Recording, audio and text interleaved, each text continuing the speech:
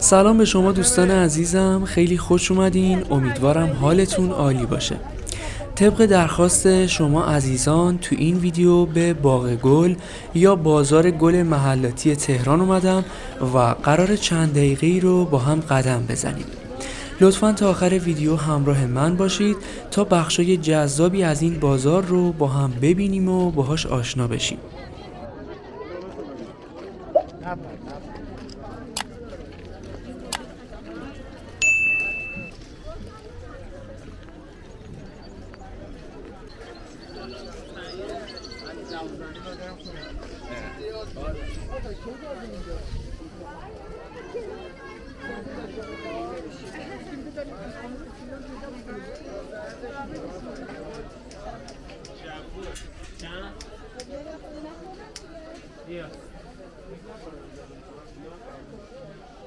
بازار گل محلاتی در جنوب شرقی تهران و منطقه 14 قرار داره.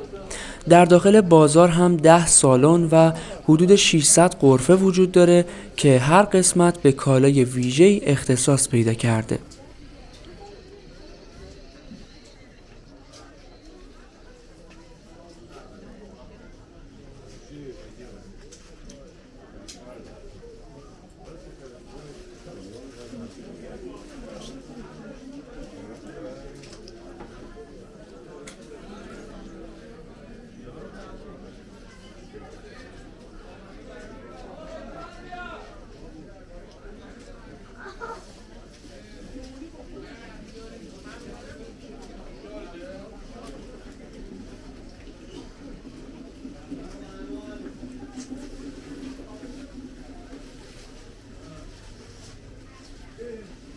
در قسمت روباز بازار گل انواع نهال‌ها، درختچه‌ها، انواع کاکتوس، گل و گیاه تزئینی باغچه و بذر گیاهان عرضه میشه و در راهروهای مسقف بازار انواع گل‌های طبیعی شاخه‌ای عرضه میشه و همه نوع گل مثل گل‌های فصلی تا گل‌های خاص‌تر مثل رز سبز و رز 7 رنگ رو میتونید خریداری کنید.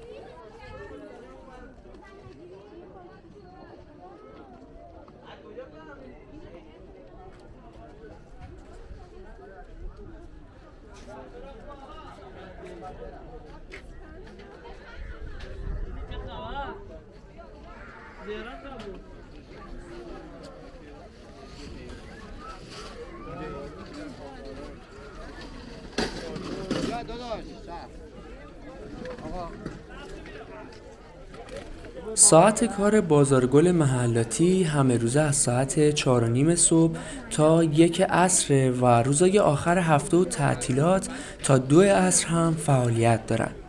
بهترین زمان برای بازدید و خرید از بازار گل ساعت اولیه صبح، چون گل‌های تازه‌تری رو میتونید خریداری کنید و ترافیک کمتری هم تو خیابونای اطراف وجود داره.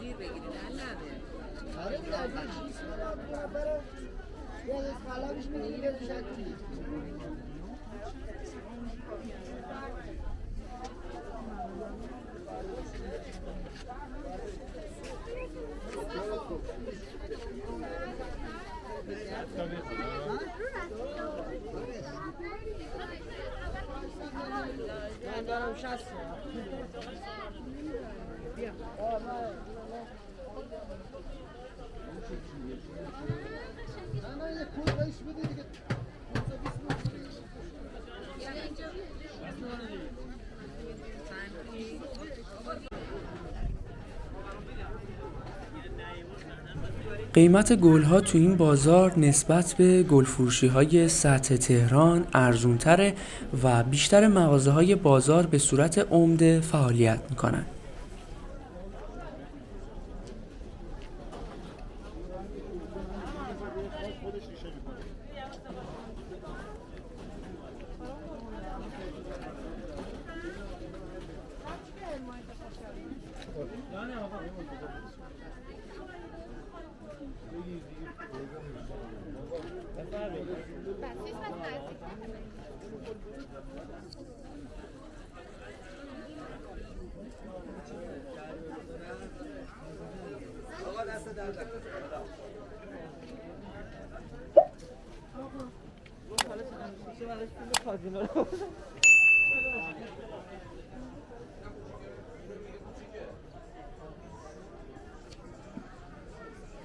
دوستان عزیزم، خیلی ممنونم که تا اینجا همراه من بودید و قدم زدید.